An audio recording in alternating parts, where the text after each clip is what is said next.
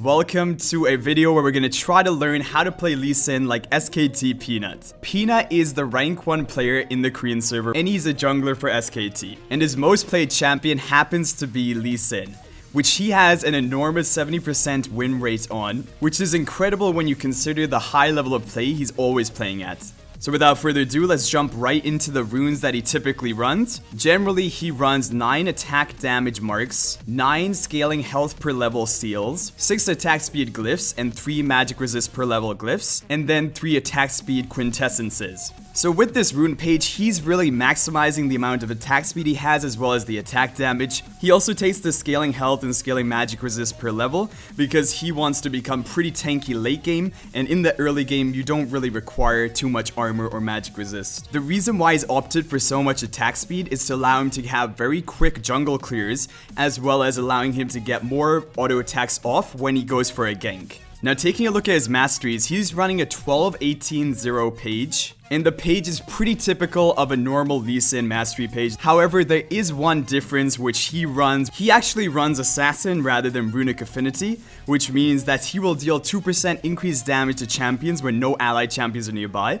This is amazing for when you're going for a counter jungle, because if you find the enemy jungler, it is unlikely that they're going to be around a nearby allied champion, so you're going to deal more damage to them, and this will make Lee Sin an even more powerful counter jungler. But he is sacrificing Runic Affinity, which would allow him to have buffs from neutral monsters for 15% longer. It is a tough trade-off, but he's really about getting kills, and Assassin will allow him to have more kill potential on the enemy jungler. As for the skill order, he is going to prioritize maxing his Q, then he will go for his W, and then he will go for his E. And of course, he will always be maxing his ultimate whenever it is available. This is a typical way to max out the skills on a Lee Sin, because Q is your main source of damage, W has a great shield for your allies as well as yourself, and it will also allow him to sustain even better in the jungle, and for that reason, that's why he will max it after Q, and then E towards the end. Okay, with that all covered, we can jump into his item build path. He will always start with a Hunter's Machete and the refillable potion. This is because Lee Sin has great sustain in the jungle with his W, and he does not require a 3-pot start, and the refillable potion will provide more value in the future if you can get it to work for you. And generally, after he gets both of his buffs, he will be nearly full health even with the refillable potion. On the first back, one of two things can happen. Either he has picked up a few kills and then he will try to look to snowball even further, and he will pick up a Caulfield's Warhammer because that will give him attack damage and cooldown reduction and allow him to have more combat stats and do better when he goes for a gank or when he finds the enemy jungler. However, if it is a normal game and he does not get incredibly fed towards the beginning, he's usually going to pick up the Tracker's Knife, which will allow him to clear the jungle faster and sustain better because it grants lifesteal against monsters. Also, the reason why almost every Lee Sin player out there is going to pick up the Tracker's Knife is it does offer free wards, and wards on Lee Sin are an amazing asset because not only can he use them for vision, but he can also use them to jump to with his W skill, and this provides him an additional source of gap closing and even escaping in some situations. The first item that he typically completes is his Tracker's Knife upgrade with the Warrior enchantment, just because in the first back he's already building towards this item and it provides great stat bonuses once completed. From this point on, he has a couple more choices. If he is relatively fed and he's strong in the game, he's usually going to pick up an even more aggressive buy, which is a Hex Drinker.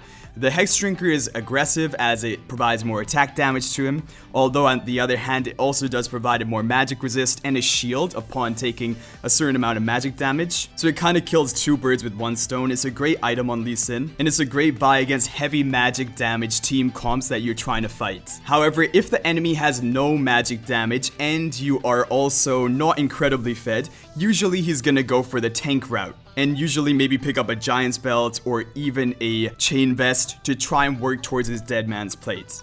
So the typical first 3 items that he will pick up are the Tracker Knife with the Warrior enchantment, the Hex Drinker, and a Dead Man's Plate. He may also upgrade his boots before this point. He will choose from 3 main boots: Ninja Tabby, Boots of Swiftness, or Mercury's Treads. He will choose the Ninja Tabby against a very attack damage heavy enemy team that has maybe a double ADC team comp. He will choose the Mercury's Treads against an enemy team comp with a lot of crowd control. And he will choose the Boots of Swiftness if he wants a more aggressive buy against a team that maybe has a lot of slows but not any hard crowd control. After these 3 items, he will typically upgrade his Hex Drinker into the Maw of the Malmortius and then begin working on his Guardian Angel to become even tankier and more of a utility role for your team. He usually ends the game before there's an opportunity to build even more items, but some other honorable mentions would be Spirit Visage against magic damage heavy enemy teams, or even a Black Cleaver for additional damage. Now with all of that covered, we can move on to his typical jungle clear paths. Generally, he will begin on the bottom side of the map.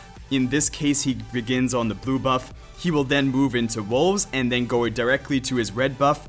Once he has completed the 2 buffs as well as the wolf camp, he will look for a gank. This is the typical clear path for a more aggressive early game jungler that is really good at ganking and is really trying to snowball your team early on. If there is no ganking possibility, he will usually look for the scuttle crab and maybe even go in for a counter jungle attempt to find the enemy jungler, which really does synergize with the assassin mastery he picked up that we talked about earlier. When initiating a gank or chasing down an enemy, he will usually begin with a war jump or a jump to an ally or minion. If he is fairly confident that he can land a Q right off the bat, he will go for it and initiate the gank that way.